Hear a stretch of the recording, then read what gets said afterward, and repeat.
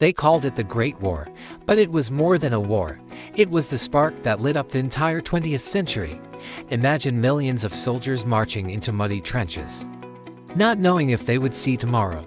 But then, the war spread faster than anyone expected, pulling countries from across the world into a single, terrifying conflict. It all started with one assassination.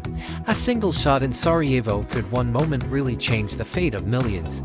Yes, it could, because alliances had been stacked like dominoes, ready to fall. And when they did, the world exploded into chaos.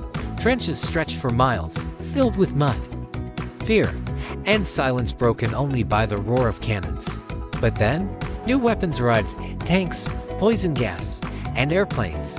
The old rules of war no longer worked. Suddenly, no one was safe, and the cost of mistakes became unimaginable. Behind the front lines, nations were collapsing under the weight of the war. Families waited, hearts pounding, as letters returned in pieces, or didn't return at all. And the decisions of leaders, often far from the battlefield, shaped millions of lives in ways they could never have imagined. When the war finally ended, the map of the world had been redrawn. Empires crumbled, borders disappeared. The seeds of the next war, of even deadlier, were already being planted.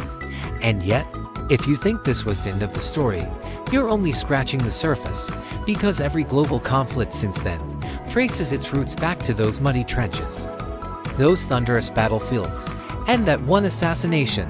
The world would never be the same again. Click on the subscribe button now, because the story of our century is far from over.